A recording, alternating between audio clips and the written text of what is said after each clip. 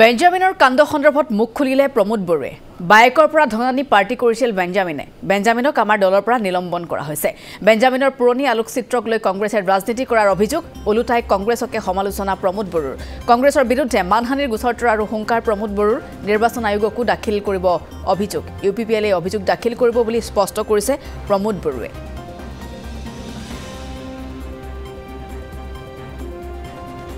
কালি অলপ ইটোক লৈ পেলাই গোটেই হোৱা দুৱা লাগিল আৰু কংগ্ৰেছে এনেকুৱা ভাবিলে যে ইহঁতে ইলেকশ্যনে জয় হৈ গ'ল সেইটো ফটোটো পাই পেলাই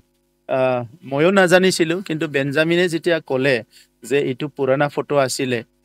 তেখেতে নিজৰ বাইদেউ না ঘৰৰ মানুহৰ পৰা পইচাটো আনিছিলে আৰু খানা খাই থাকোঁতে খেলি পইচাটো মানে তেনেকুৱা লৈ পেলাই ফটো উঠালে আৰু সেইটো মানে কোনোবাই ভাইৰেল কৰিলে তেখেতে তেনেকুৱা ক'লে তেতিয়া ময়ো গম পালোঁ কিন্তু তেখেতৰ ওপৰত যোৱা বছৰৰ জুন মাহতে আমাৰ দলত কমপ্লেইন আহিছে তাৰ লোকেল আমাৰ কমিটিৰ মানুহবিলাকে আৰু আমাৰ কেন্দ্ৰীয় সম্পাদক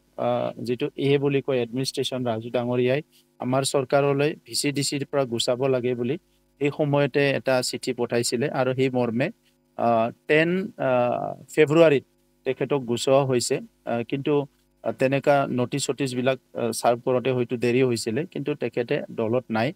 আৰু এনেকুৱা বস্তুবিলাক মাজে মাজে ওলাই থাকে কিছুমান মানুহ থাকে অলপ অদ্ভুত চৰিত্ৰৰ গতিকে সেইটো নিশ্চয় হ'ব নালাগে এনেকুৱাটো ভাল কথা নহয় তো সেইকাৰণে আমি আমাৰ দলৰ পৰা তেনেকুৱা কোনো পৰিৱেশটো আমি নিবিচাৰোঁ কিন্তু আচৰিত কথাটো হৈছে এই কথাটো ভেৰিফাই কৰিব লাগে ইলেকশ্যন কোড অফ কণ্ডাক্ট লাগিছে তেখেতসকলে ইলেকশ্যন কোড অফ কণ্ডাক্ট লাগিলে কি ৰুল কি গাইডলাইন সেইটো ভালকৈ জানে কংগ্ৰেছ ইমান পুৰণা পাৰ্টি তথাপিতো কেৰেলা কংগ্ৰেছ কোনোবা INS TV এনেকুৱা বহুতে মানে এই কথাবিলাক লৈ পেলাই বহুত মাৰ্কেটিং কৰিলে তেখেতসকলে বেলেগ ইছ্যু নাই কাৰণে ভাবিলে যে এইটোৱে ডাঙৰ ইছ্যু হৈ যাব সেইটো দি আমি ইলেকশ্যন জিকিম কিন্তু প্ৰধানমন্ত্ৰী নৰেন্দ্ৰ মোদী ডাঙৰীয়াই ইমানখিনি কাম কৰিলে দেশৰ মানুহৰ মন জয় কৰিলে আমাৰ মুখ্যমন্ত্ৰী ডাঙৰীয়াই গোটেই ৰাজ্যখনৰ মানুহৰ মন জয় কৰিলে আমি দিনে নিশা সব জাতি জনগোষ্ঠীৰ লগত একেলগে কাম কৰি আছোঁ শান্তিৰ কাৰণে ভূমি সমস্যা সমাধান বিভিন্ন ইস্যু লৈ পেলাই তো আজি তেনেকুৱা কিবা এটা ফটো যি ফটোৰ কোনো বেছ নাই এই ফটোটো লৈ পেলাই কোনোবা ইলেকশ্যন ইস্যু কৰিব বিচাৰিলে এইটো কেতিয়াও সফল নহ'ব আৰু সেইকাৰণে যিহেতু election code of conduct guidelines ৰুলবিলাকত আছে সেইকাৰণে যোৱাকালি আমি চিফ ইলেক্টৰেল অফিচাৰক কমপ্লেইন কৰিছোঁ ইয়াৰ ওপৰত একশ্যন ল'ব লাগে আৰু ডেফিমেশ্যন কেছৰ কাৰণে ইতিমধ্যে ৰেডি হৈছে আমি তেখেতসকলক ডেফিমেশ্যন কেছো দিম এইটো আমি কণ্ডেম কৰিছোঁ আৰু ইট ইজ ভেৰি মানে কি ক'ম এইটো আনফৰ্চুনেট বহুত লাজৰো কথা কংগ্ৰেছৰ নিচিনা ইমান ডাঙৰ পাৰ্টি এটা যে এইটো ভেৰিফাই নকৰে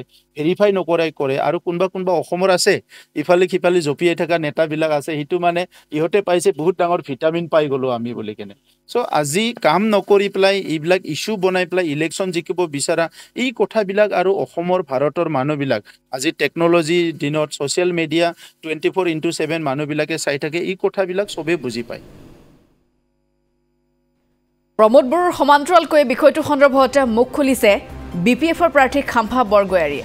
বেঞ্জামিন বসুমতাৰীৰ বিৰুদ্ধে উচিত শাস্তিৰ দাবী কৰিছে খাম্ফা বৰগয়াৰীয়ে ৰেচন কাৰ্ড চৰকাৰী আৱাসগৃহ অৰুণোদয় আঁচনিৰ নামত ধন লোৱাৰ অভিযোগ চৰকাৰী বাসগৃহৰ নামত 5,000 পৰা 10,000 টকা লোৱাৰ অভিযোগ বৰগয়াৰীৰ বসুমতাৰীয়ে ধন সংগ্ৰহ কৰাত লাই দিছে ইউপিপিএলৰ শীৰ্ষ নেতাই বুলি মন্তব্য কৰিছে খাম্ফা বৰগয়াৰীয়ে UPPLৰ VCDCৰ চেয়াৰমেন মেম্বাৰবিলাকে এই ঘৰ দিম বুলি 5,000 পৰা 10,000 পইচা লয় মানে আৰু তেখেতসকলে এই ৰেচন কাৰ্ড দিব বুলিও পইচা কালেক্ট কৰে আৰু অৰুণোদয় স্কিম দিম বুলি পইচা তোলে গতিকে সেই চেয়াৰমেনজনে তেনেকুৱা কৰি বহু লাখ টকা হয়তো ক্ৰ'ৰ টকা তেখেতে এক্সটৰ্চন কৰিছিল ৰাইজৰ পৰা আৰু ক'ত পইচা পায় চেয়াৰমেন বা মেম্বাৰবিলাকে BTCৰ পৰা বেতন নাপায় গতিকে ইমানখিনি পইচা এই পাৰ্টিকুলাৰ চেয়াৰমেনে ক'ত পাইছিলে মানে ইয়াৰ ওপৰতে মেট্ৰেছৰ দৰে পইচাৰ ওপৰতে হুলে আৰু নিজৰ বডিৰ ওপৰতো পইচা 500 টকাৰ নোটটো মানে ওপৰতো লৈ ল'লে মানে কি বুলি কয় সেইটো ব্লেংকেট উৰি লোৱাৰ নিচিনা তেনেকুৱা কৰিছে গতিকে আমি দাবী কৰিছোঁ বা আসাম চৰকাৰ ইয়াৰ ওপৰত ইনভেষ্টিগেশ্যন কৰিব লাগে ডিষ্ট্ৰিক্ট এডমিনিষ্ট্ৰেশ্যন পুলিচ এডমিনিষ্ট্ৰেশ্যন আৰু ইনভেষ্টিগেশ্যন কৰা গোটেই এজেঞ্চিবোৰে ইয়াৰ ওপৰত ষ্ট্ৰং এটা একশ্যন ল'ব লাগে কাৰণ এইটো অকল আমাৰ অঞ্চলত ভাইৰেল হৈ থকা নাই, এইটো নেশ্যনেল ইণ্টাৰনেশ্যনেল লৈকে গৈছে। এইটো অপৰাধ, পইচাটো অন্যায়ভাৱে তেখেতে শুই পেলাই হয়তো নষ্ট কৰিছে। এইটো ভাৰতীয় কিবা আইন মতে এইটো দণ্ডনীয় হ'ব। এইটো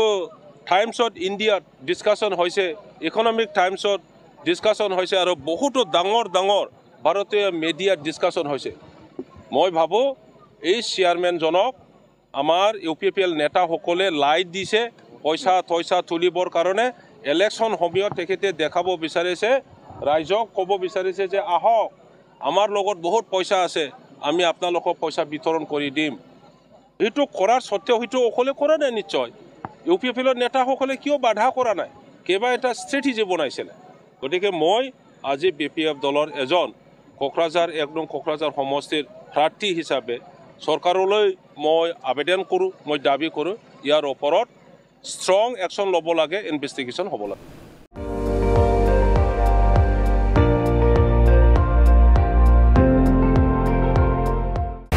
আপুনি চাই আছে ND24, সৰ্বশ্ৰেষ্ঠ নহয় সৰ্বোত্তমৰ দৌৰত।